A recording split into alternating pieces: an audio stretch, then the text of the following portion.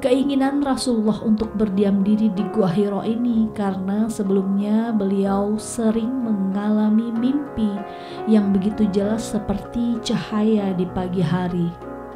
Dan ketika berada di Gua Hiro, tepatnya pada saat malam 17 Ramadan tahun 610 Masehi, Rasulullah didatangi malaikat Jibril yang menyuruhnya untuk membaca. Jibril berkata, "Iqra" atau bacalah. Perintah itu dikulang sebanyak 3 kali. Kemudian Rasulullah menjawab, "Saya tidak bisa membaca," sebanyak 3 kali pula. Malaikat Jibril lalu mendekap tubuh Rasulullah. Kemudian saat melepaskan dekapannya dari tubuh Rasulullah, Jibril membacakan surat Al-Alaq ayat 1 sampai dengan 5. Malaikat Jibril pun meninggalkan Rasulullah seorang diri dengan badan gemetar dan perasaan takut. Peristiwa turunnya wahyu pertama bagi Rasulullah Shallallahu Alaihi Wasallam pada malam 17 Ramadan itu dikenal dengan sebutan Nuzulul Quran atau malam diturunkannya Al-Quran. Kemudian beliau langsung pulang menemui istrinya Siti Khadijah serta meminta untuk diselimuti. Lalu beliau menceritakan kejadian di Gua Hiro kepada istrinya. Singkat cerita, Siti Khadijah mengajak Rasulullah Shallallahu Alaihi Wasallam menemui pamannya yang bernama Waraqah bin Naufal. Paman Siti Khadijah ini merupakan seorang pendeta Nasrani yang sangat memahami isi kandungan kitab Injil. Kemudian Khadijah meminta pamannya itu menjelaskan kejadian yang menimpa Rasulullah. Rasulullah menceritakan kejadian yang menimpanya kepada pendeta Nasrani tersebut. Kemudian pendeta menjelaskan bahwa kejadian itu merupakan pertanda dari kenabian Rasulullah Shallallahu Alaihi Wasallam. Bahkan Waraqah juga memaparkan tantangan yang akan dihadapi Nabi Muhammad dalam menyampaikan risalah kenabian beliau nantinya. Waraqah berkata jika ia masih diberi umur panjang, maka ia akan membela dan melindungi Rasulullah Shallallahu Alaihi Wasallam dari orang-orang yang memusuhinya. Asbabun nuzul surat Al-Alaq ayat 6 sampai dengan 14 adalah sebagai berikut.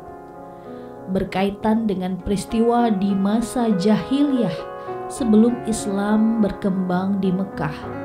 Menurut sejarah, pada saat itu banyak orang Arab yang menyembah berhala dan mengabaikan keberadaan Allah Subhanahu wa Ta'ala.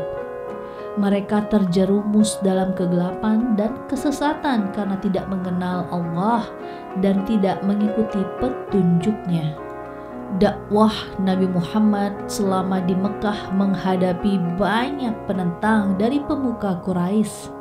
Di antaranya yang paling terkemuka adalah Abu Lahab alias Abdul Uzza, Abu Jahal, dan Umar bin Khattab sebelum memeluk Islam, Abu Sufyan bin Harb sebelum masuk Islam, dan Ummu Jamil, istri dari Abu Lahab, yang hingga wafatnya tetap dalam keadaan kafir.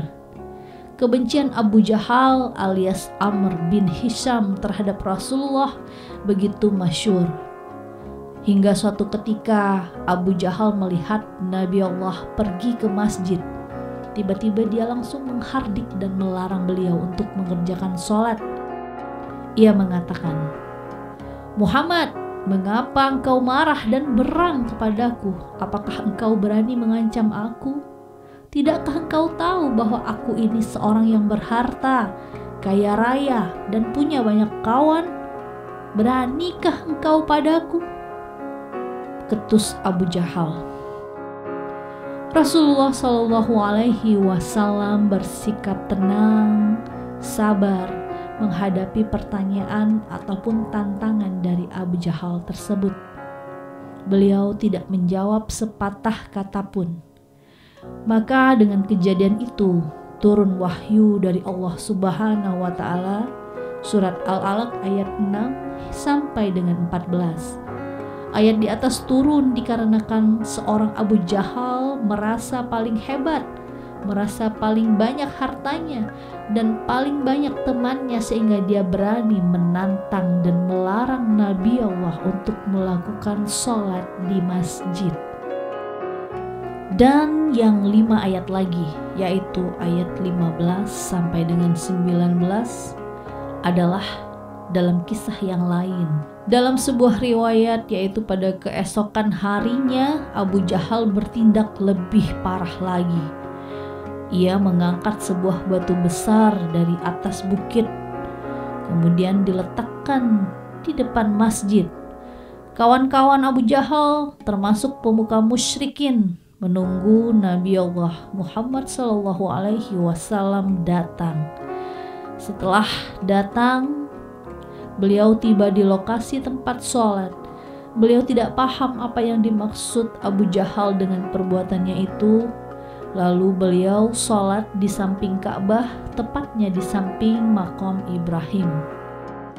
Seperti orang yang kalap, Abu Jahal lantas maju hendak menjatuhkan batu tadi ke atas kepala Nabi Muhammad yang sedang sujud dalam sholatnya. Namun belum sempat ia melakukan itu, tubuhnya tiba-tiba bergetar ketakutan.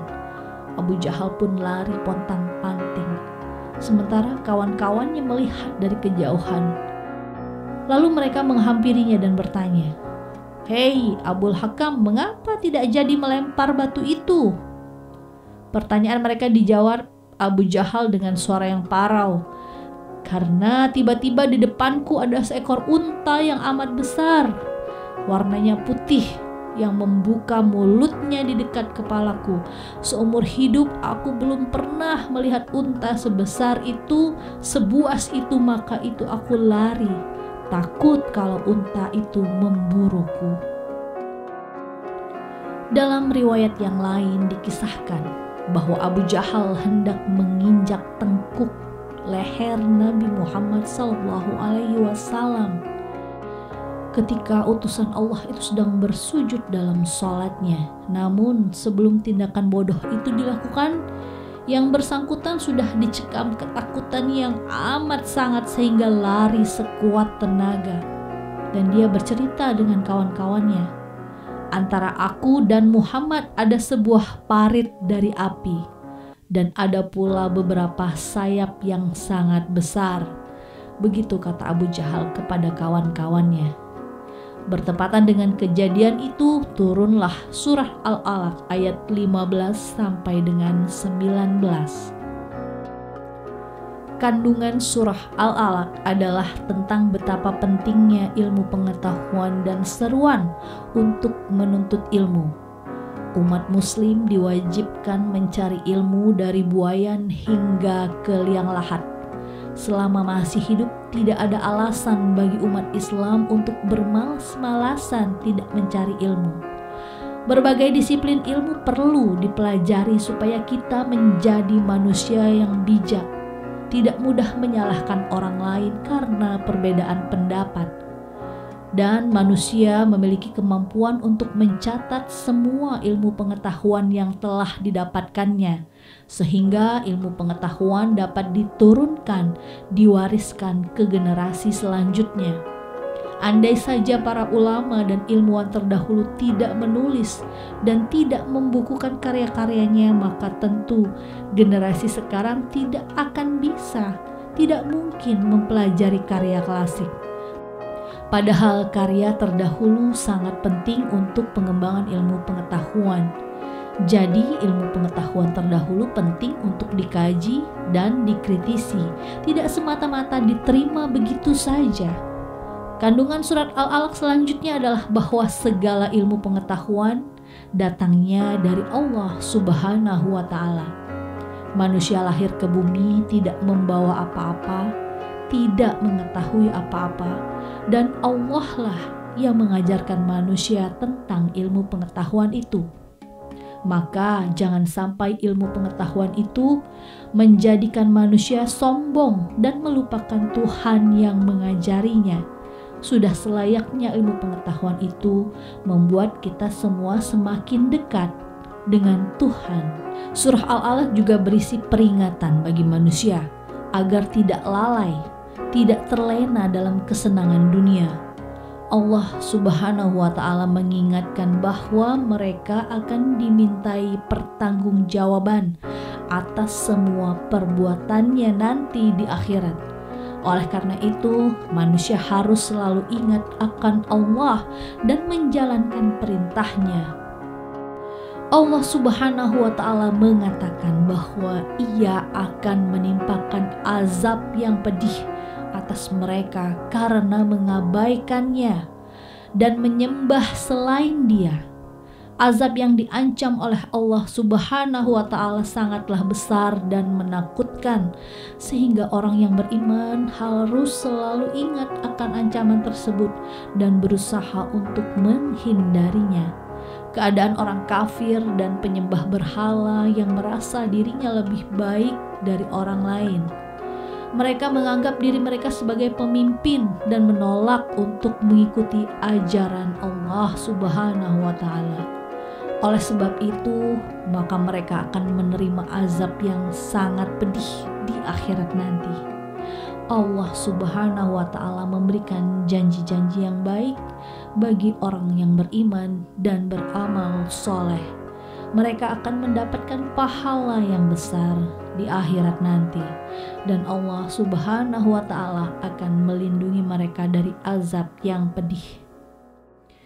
Manusia harus selalu ingat akan Allah dan menjalankan perintahnya, serta berusaha menghindari segala bentuk kesesatan dan kegelapan. Surah Al-Alaq mengajarkan manusia untuk selalu memperhatikan perintah Allah dan menghindari segala bentuk dosa dan kesalahan, dan berusaha meraih kebaikan dan keberkahan di dunia dan akhirat. Sekian pembahasan kita kali ini.